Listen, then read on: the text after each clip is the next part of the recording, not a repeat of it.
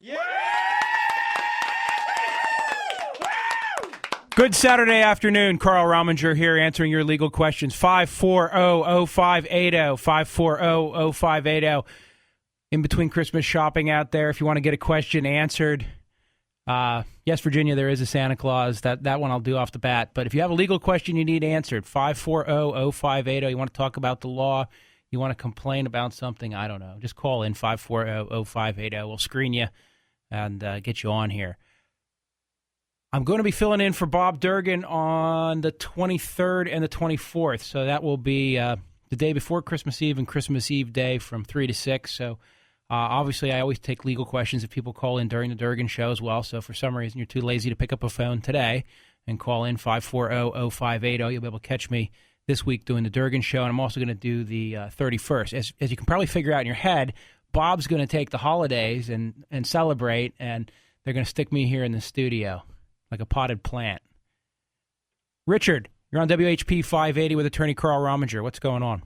Hi, Carl. How you been? Good. What's going on? I'm wondering, I have a divorce pending. Oh, that's not good. Well, it is actually. We've been separated for 2.5 years. Okay, well, you've been procrastinating a little bit then. A little bit, yeah. She wants to get married again, so I got to get on the stick. Gotcha. We've been, like I said, separated 2.5 years. We are settled up financially. There's no issues between us. We're good friends and all that. What is the difference between? I'm told I could possibly just have the marriage annulled. The short answer is no. In Pennsylvania, an annulment is kind of like a divorce, although it's got a different name. But it applies to void or voidable marriages.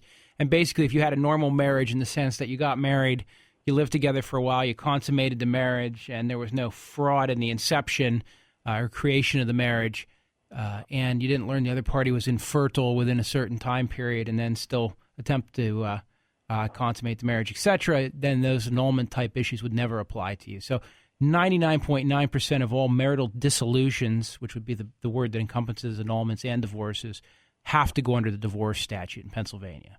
I see. Now, it won't save you any money either, because actually an annulment, divorce can be done on paper. Annulments require a hearing. So usually an annulment's not an easier process in Pennsylvania anyhow.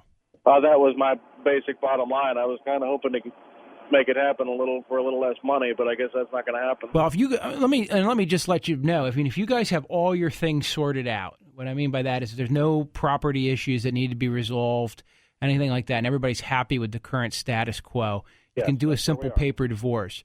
However, I still always recommend that people do a comprehensive marital settlement agreement that simply says the following. We've already sorted everything out. Any retirement I got. Any retirement you got. We're never going to leave each other. We leave each other alone. We're never going to bother each other about anything, and we're perfectly satisfied with our financial positions, and we think we got everything we deserved out of the marriage.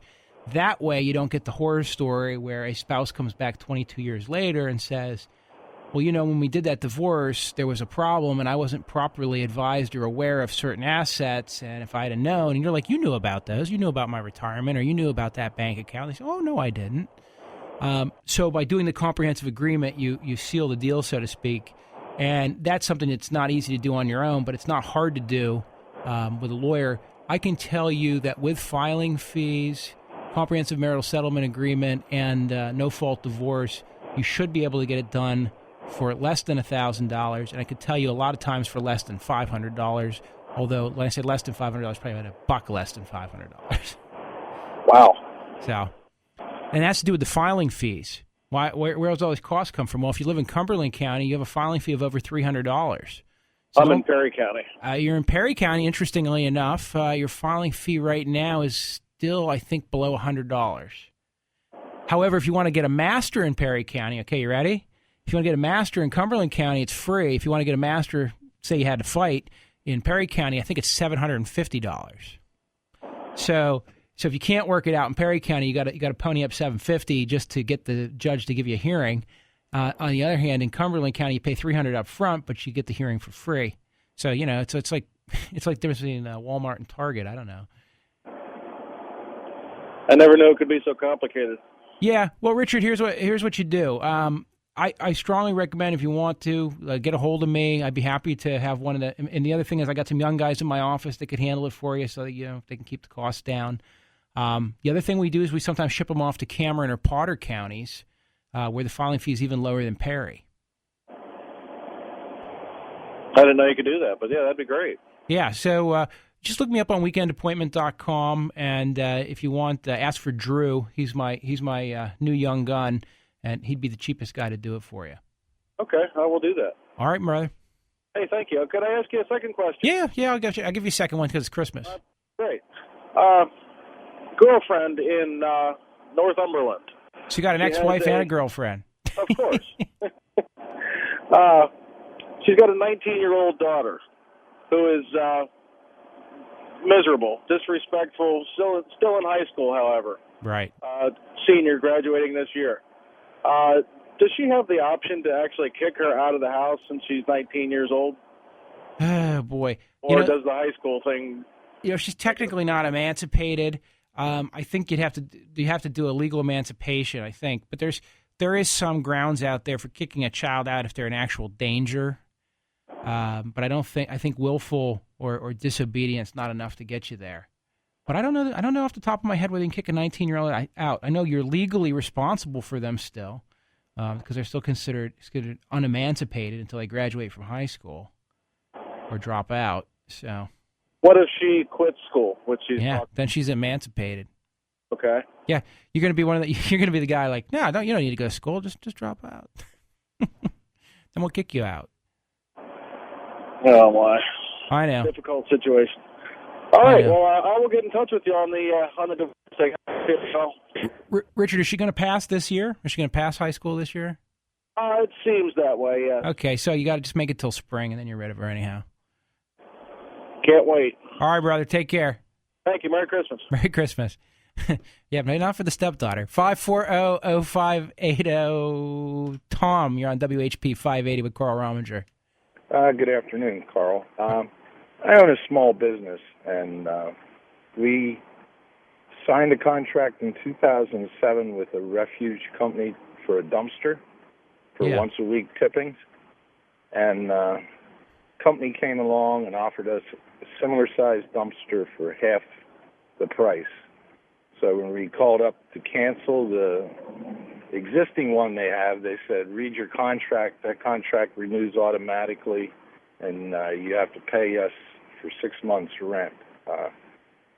Something in 2007 where they have changed the price structure continually over those 3 years.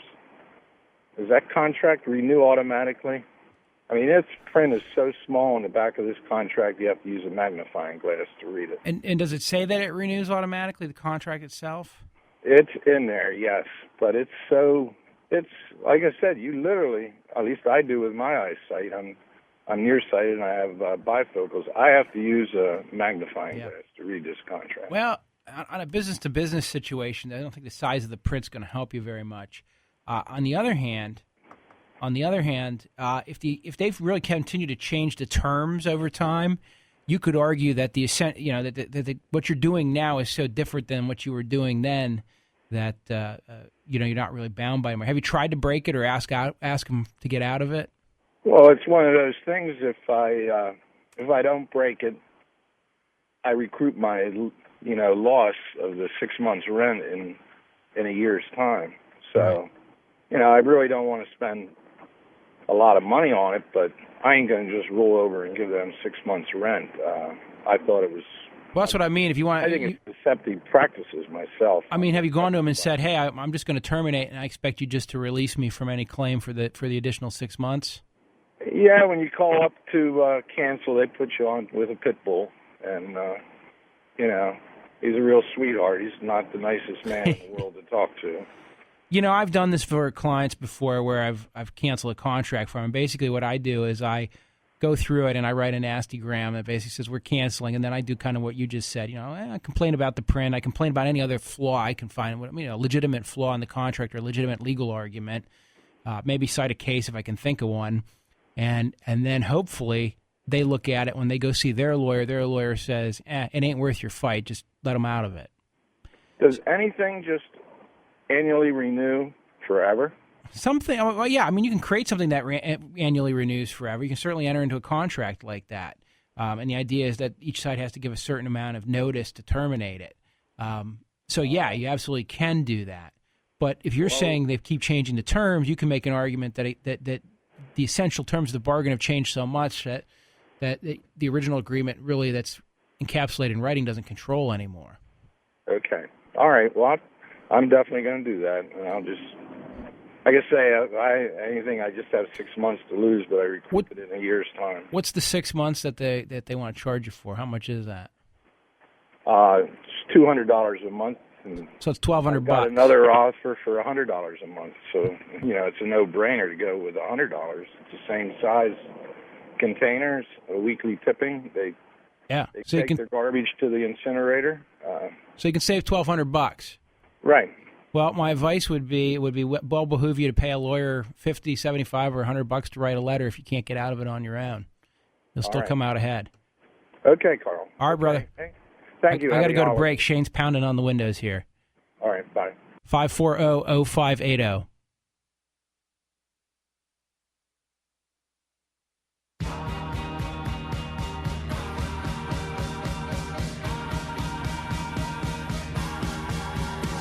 Hey! 540-0580. Carl Rominger here answering your legal questions. I've got Zach from 717's studio here, and I think he's got his camera. He's going to be taking pictures of me, so if I sound like I don't know what's going on, it's because I'm getting nervous here. Rod, what's going on? All right, Carl. You brought up a good subject there, the camera thing.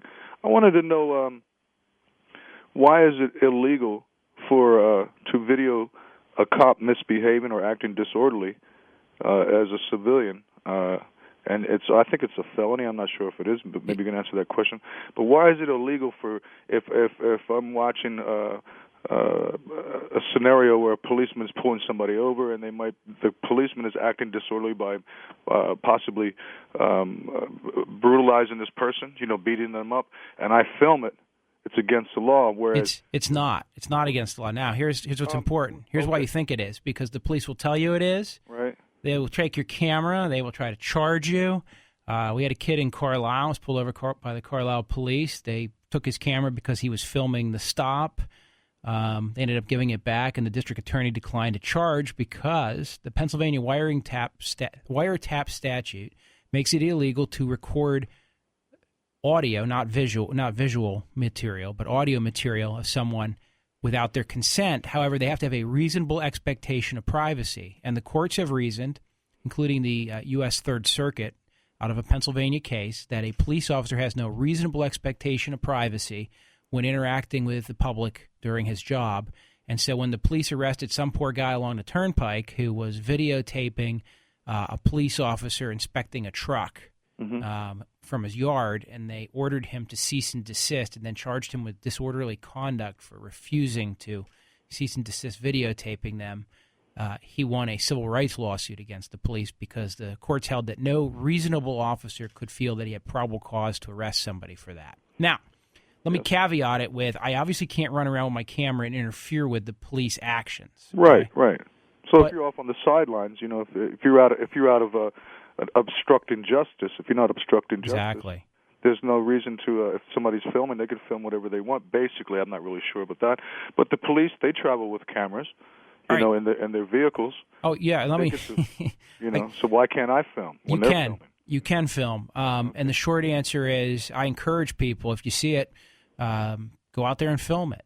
Okay. Put it on the web. Get the make it clear to every person in government. I don't care if they're a police officer or the dog catcher. Right, or the senator or the governor. Right, make it clear to them that where they go, what they do when they're in the capacity as their job. I mean, listen, if the governor wants to go around and run around and have a good time at a nightclub, I don't care, and I don't need to see video of that.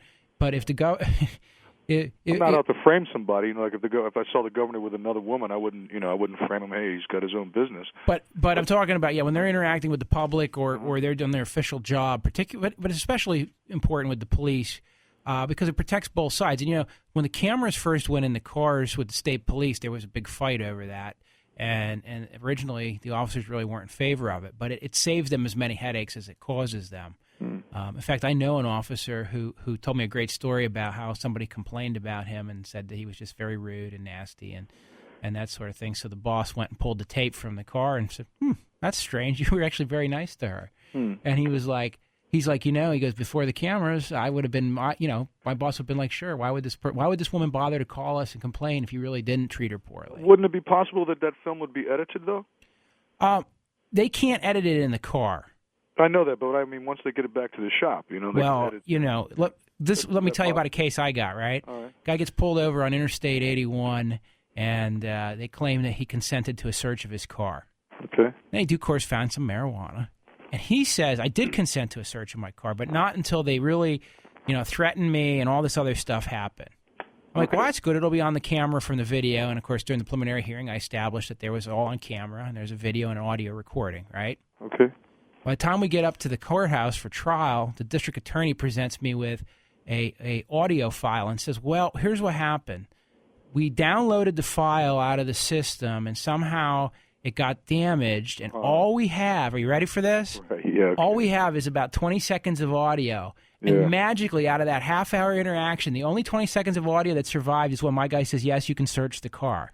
Okay, yeah, right. I'm about to say, I'm going to have to hit my own dump button here in a minute on the mic here because I call so much, on that. Yeah. And that, to me, is just, now, is it possible that the only 20 seconds that helps them survived only in that form? Is that possible? I guess it is, because people win the Powerball. Yeah, sure. And the Mega Millions. That's up to 145 right now, by the way. But how come, if I may ask before ending, how come they're perpetrating a fraud? The law is now. What do you mean they're perpetrating a fraud? How do I know that? Sorry, no, Carl, if I may, please. I'm saying that. How do I know that? The judge goes, Mr. Rominger, the police officer says that they downloaded it, and this is what happened. Right, but the thing is like I'm saying, like I hear over the radio, and I've heard about people getting arrested for filming police activity.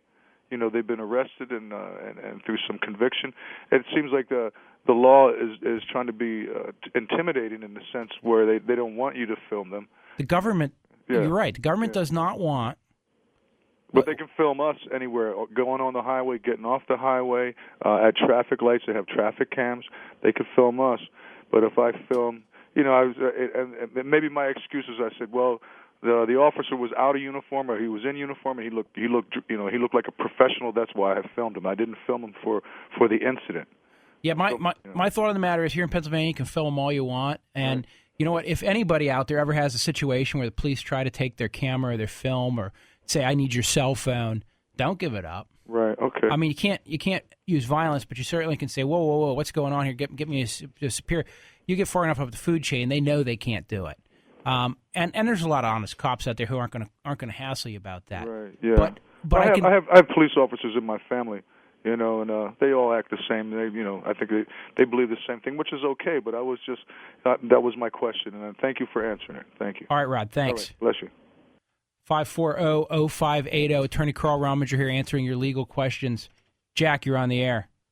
Yeah, Carl, I have a quick question about employment application, which is an agreement and release statement on this application. Okay.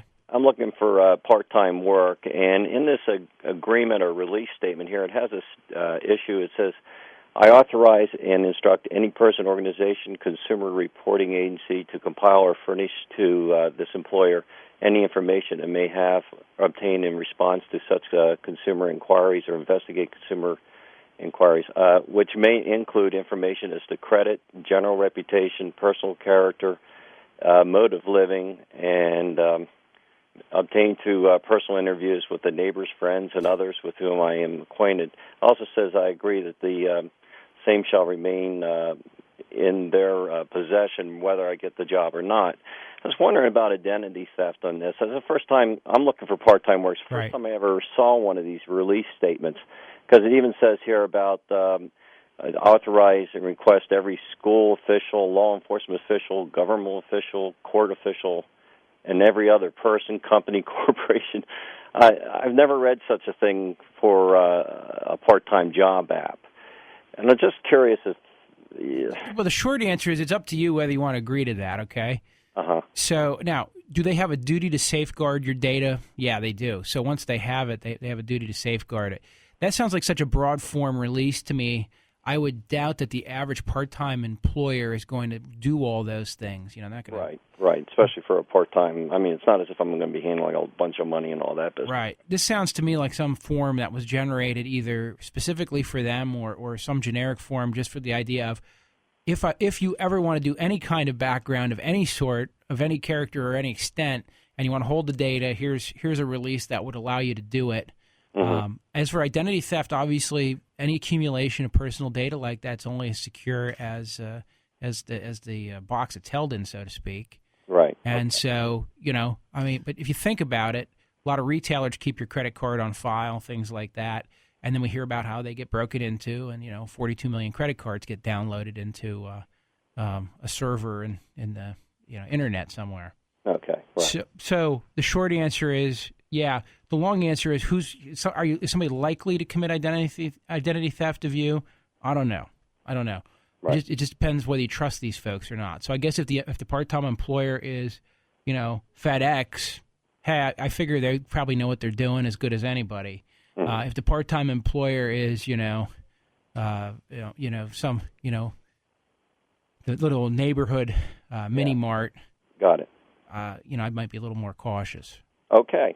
All righty. Well, that puts my mind at ease. I appreciate it, Carl. All right, my friend. Take care. Thank you.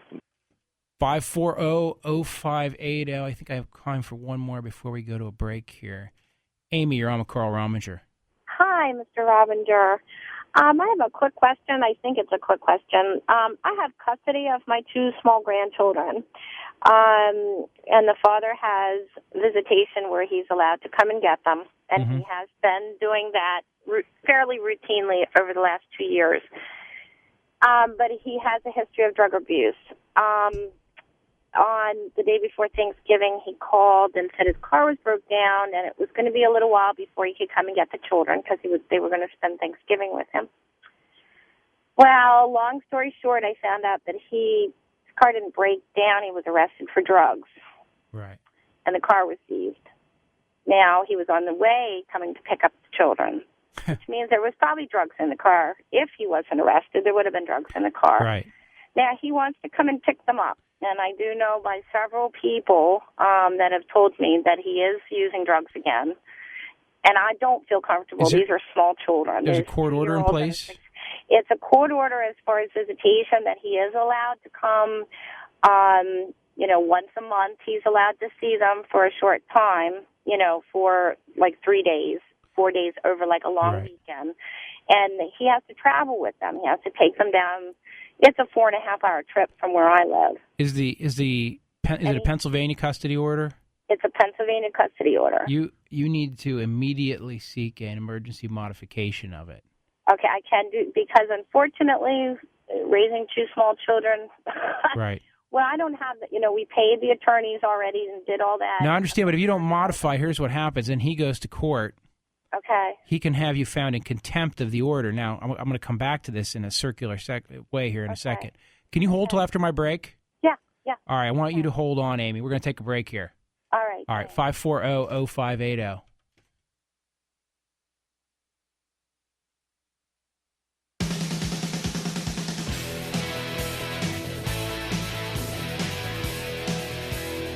Oh, boy.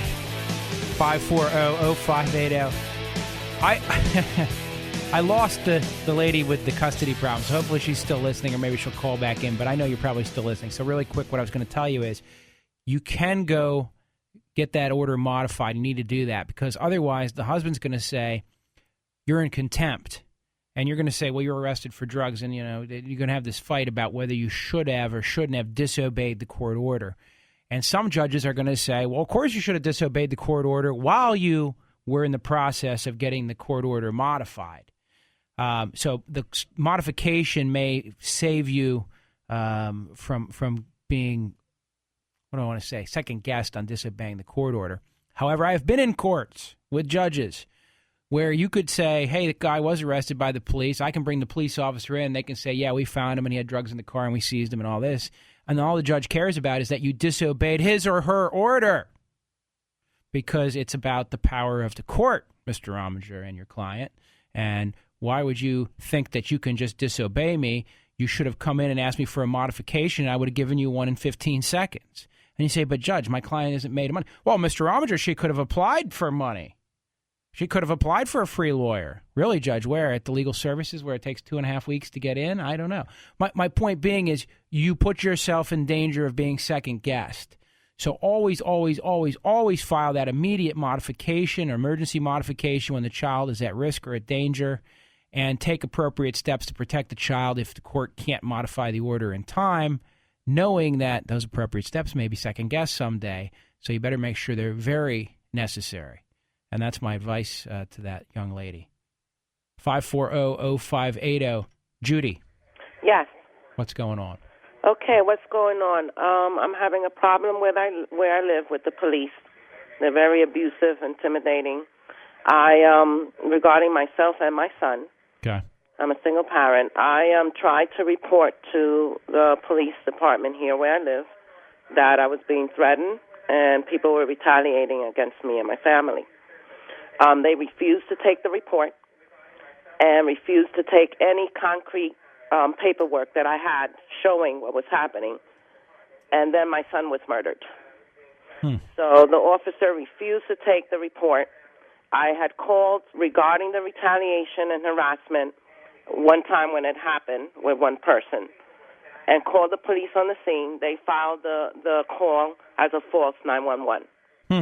My son was murdered, and I truly know that it was a setup. And the people that conspired against them, I know this because I received letters from individuals telling me what was going to happen. And before my son was murdered, he also sent an email because he was so afraid of what the police were doing, because now they actually join in the retaliation. My son never had a record before. What was he being retaliated? He was being pushed around by the police, stopped for everything, like he had just gotten his license. He wasn't driving anything, but the police stated that they had got a call and they were running after somebody else, and they thought it was him. They pushed him against the wall. They gave him a citation. They took away his license. Then he was set up with two young boys who already, of course, had a long history of criminal activity, and they went to Walmart. Because the two boys, they were stealing. The two boys were caught stealing. They were minors, so now they gave him charges for being with these people. They were setting them up, and I have the paperwork to show exactly how they were doing it. And how long ago did all this happen? My son was murdered in 2009. Okay. This is continuing now because they have some people that were involved in the so-called argument that they staged. I had to push them to actually charge the rest of the people, and they absolved everyone of having to do with the murder. They extended a plea against my judgment. I wanted a trial, but they right away told me I had no choice. They were just telling me what they were going to do, and they extended a plea. They got a 16-year-old to do the shooting, and she went to jail. Her mother, which provided the gun, was absolved of having anything to being with the murder, even though she had a federal record. And the other two, which is the 45 and her daughter, 23, they're the ones who picked up my son, saying that he was going to cash his check and go to the mall. Instead of doing that, they turned and took my son to where the 16-year-old and her mother had the gun, and she shot him. They staged the argument, all these girls. He came out of the car to stop the argument. She shot him once in the chest, got him in the artery, the main artery. Well, Judy, all I can tell you is it sounds like you need to either air this with probably the Attorney General's office or federal prosecutor's office. I tried to. The DA is protecting. And now the recent thing is that my interaction with the police, I want to audio tape it. By their knowledge, I'm bringing my tape recorder, putting it down, and saying, here, I'm trying to give you this again. Right. So now what he did was, the chief, he threatened me with arrest, telling me that was against the law, that he was not going to talk to me or take any reports, which he never did before. Right. So that's not a big surprise. But that he said it was against the law. Now, when I read into the wiretapping law, that states if you're intercepting. Yeah, as long as they know you're being recorded, if they're being recorded. He cannot refuse nothing to meet illegal with me. about that. Judy, my advice is get in and sit down with an attorney and see if there's anything anybody can do for you, okay? Okay, and can you refer, can I? If you go to weekendappointment.com, you can find our contact information on there. Okay. I'd be happy to meet with you and just see if there's anything that can be done. Okay, great. Thank All right, you. take care. Okay. 540-0580. Tim. Hey, Tim. Hey. What's going on? Wow, I sound like I don't know what after that call. Yeah, just a quick question. I don't know if you can help me or not, probably without really extensiveness, but Amazon, I do business on Amazon. I have a retail business, but I also do a fair amount of business on Amazon, probably $1,500, $2,000 a month. Mm-hmm. I had out of the blue, Amazon, they send me every time they do a settlement every 2 weeks. There was $1,300 some in my account on settlement day, which was November 24th. On November 24th, as they always do, they sent me an email that says, we have initiated a transfer of your funds. Will arrive in your bank 3 to 5 days. All this happens electronically, of course. The next day, in the morning, I went to my Amazon account there and confirmed that my balance was down to zero because they settled out. Mm-hmm. The money was put into process. The next morning, it was about 9 a.m. I have all the emails for this for details. But anyhow, at 9 a.m. I got an email from Amazon stating that your account has come under review for the performance sellers team, and all your funds therefore may be subject to holding. Well, sure enough, I went into my Amazon account, and boom, there was the $1,300 back in there. Mm-hmm. And I have contended, of course, you know, the size of organization that Amazon is.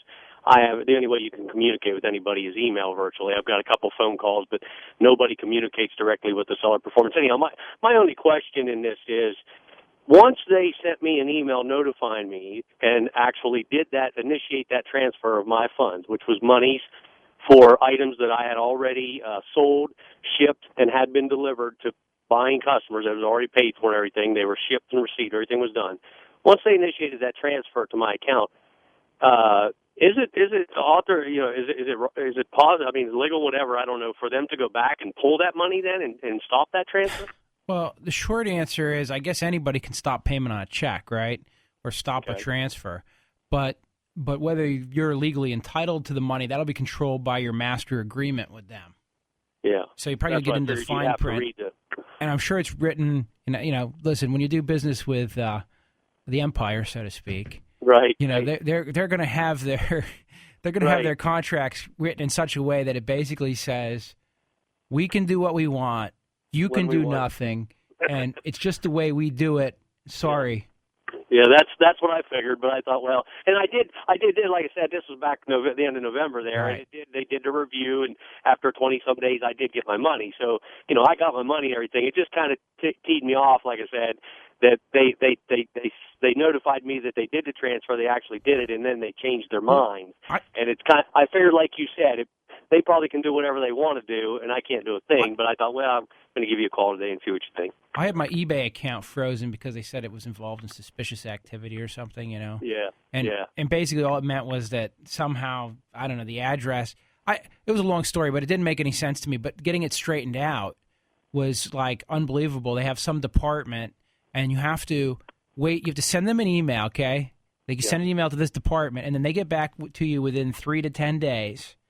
And then they tell you what they want, and you have to fax it to them.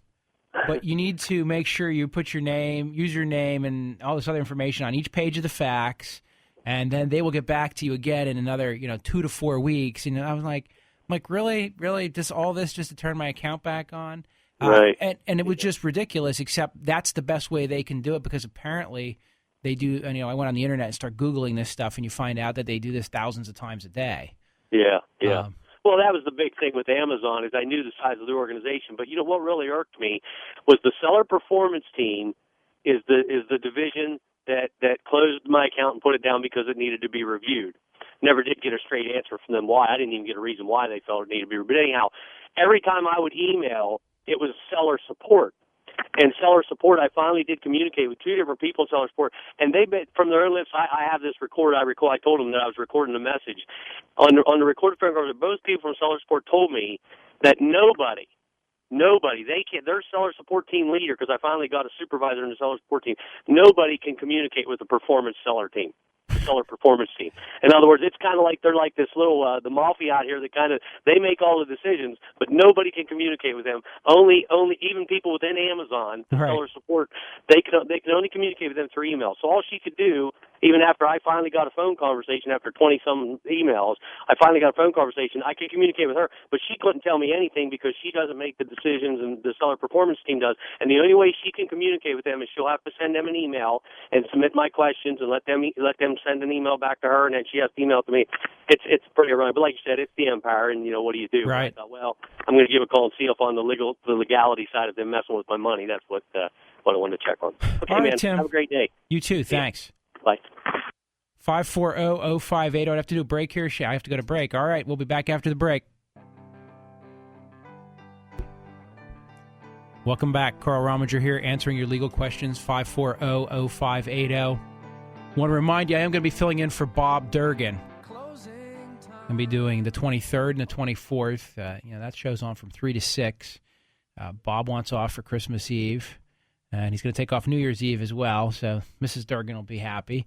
And instead, I get to sit here like a potted plant, and I love it. Come on, I enjoy coming in and answering the questions. And, of course, when I get to do the Durgan show, we don't have to always be strictly legal. I can comment a little more on politics a little more freely. I can get in fights with callers, as some of you know, as I'm prone to do, because of some of my hippie liberal views. Crazy liberal views like let's not just profile anybody, or it's okay not to be white. Those other kind of crazy hippie views that get me in trouble with some of the callers. Lucy, you're on with Carl Rominger. What's going on? Hi, I have a question. I have a vehicle that me and my husband have on our auto insurance policy, but the title of it is to me and my ex-husband. Now, I'm trying to find a way to get him off there, but we can't contact him for that. How can I get his name off that title? How can you contact him for anything? No. Well, the short answer is you got to get him to sign off on it, or a divorce court would have to do something to help you out with it. So I don't know. So I would have to get my divorce lawyer to try to do that. Yeah, I mean, if you're in a divorce, the divorce court certainly has power to remove him from the title, or to at least effectuate a court order to get that accomplished. But yeah, you either need his signature or a court order. Otherwise, it's his. Even though both of our names are on it. You're saying he's on the title? With me. Yeah. Yeah, I mean, it's partly his. You guys own it together. It's his property, just as much as it's your property. That's the problem. Okay, thank you. All right, good luck. Come on, folks. If you own something, two people own it. You can't just, forget about the other person. If we could all independently transfer things with other people's names on them back into ourselves or into our new husband, well, that would be great. Joyce, you're on WHP 580 with Carl Rominger. What's going on? In 1997, I had foot surgery. Okay. And the man had all over his wall that he was chief resident of Harvard Hospital. So I really thought he was going to be very good. As it turned out, it was terrible on both feet. And I blamed myself because I went to him, and so I didn't do anything about it. And I know it's 2 years. And when the surgery was done, both feet were badly. But the one on the right had a hammer toe that I didn't have before. And when he unwrapped it, I said, "What is that?" And he said, "That's scar tissue. I can take care of that." And, of course, I went home, and my husband said, "That's not scar tissue." So I went to another 2 doctors, and they both said, "That's not scar tissue." Anyway, I decided, well, I was comfortable.